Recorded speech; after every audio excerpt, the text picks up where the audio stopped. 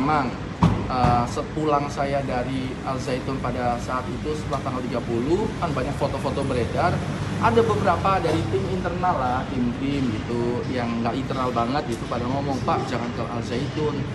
Kenapa? Al Zaitun itu begini. Ini begini itu seperti apa?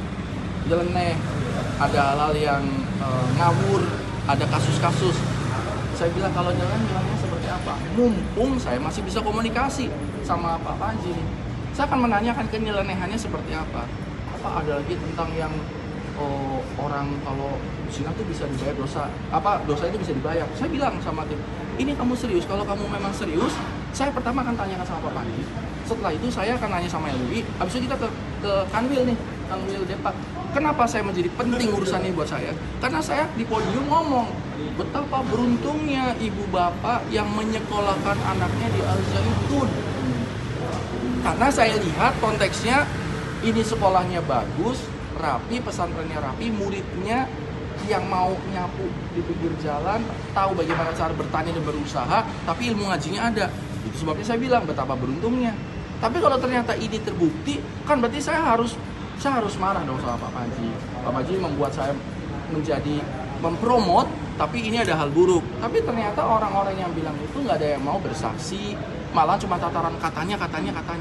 Sehingga itu membuat saya jadi, wah ini mah gosip kan gitu. Tapi kalau memang ada, nanti saya bisa mengadvokasi lah, minimal saya bertabayun sama Pak Panji. Setelah itu saya akan tanya sama MUI, ketua MUI di Indramayu saya juga kenal. Habis itu kita ke kantor Kanwil, tapi tidak ada. Ya sudah, habis itu hubungan saya sama Al Zaitun ya cuman berakhir di datangnya pada saat itu cuma 2 kali tahun lalu. Terus kalau komunikasi sekedar menyapa saja. Tapi tindak lanjut soal yang tadi bakal komunikasi ke Kanwil itu belum sempat terlaksana waktu masukin jadi wabuk ya? Belum sempat karena tidak ada orang yang mau untuk menyampaikan.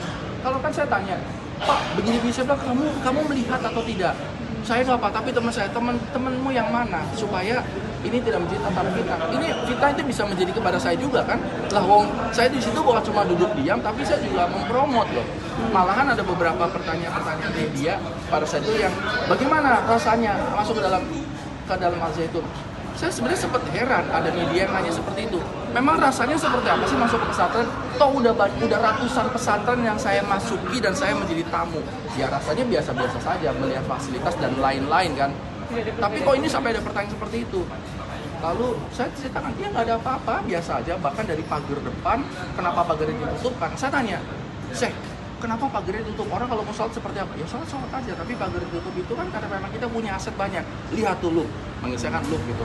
Itu kambingnya kan memang diumbar, kambingnya kan banyak. Kalau misalnya nggak tutup kan bisa hilang itu kambing atau keluar kambing itu. Jadi bagi saya masuk akal kenapa itu ditutup. Dan kenapa jarak pagernya jauh? Ya karena properti yang dimiliki oleh Al Zaitun ini tanahnya luas sekali. Jadi memang kalau halaman rumah saya 10 meter berarti kan pagernya 10 meter. Nah ini kalau misalnya halaman rumah saya itu 1 kilometer, maka ya pagernya 1 kilo dong. Itu yang membuat bahwa orang masuknya susah gitu. Terlepas dijaga atau tidak dijaga, ya rumah kita kan ada satpamnya, kadang-kadang dijaga. Nah itu dijelaskan sama Pak Panji Gumilang. Jadi bagi saya masuk akal saya hal seperti ini kan, gitu. Tapi selebihnya saya tidak terlalu masuk ke ranah lebih dalam. Kenapa? Saya pun sempat nanya, ini masjid gede banget, bagus, berapa ini bangunnya? Belum lagi tanahnya ribuan hektar.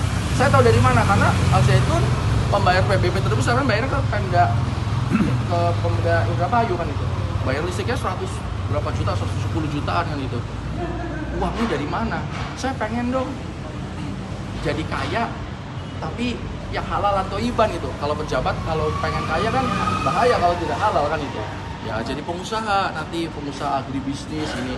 Saya bilang fokus saya pada saat datang ke Al Zaitun, fokus di kepala saya itu adalah bagaimana caranya bisa memajukan pertanian orang Indramayu. Banyak petani-petani di Indramayu yang sekarang masih hidup di bawah garis kemiskinan karena mereka bertani secara tradisional.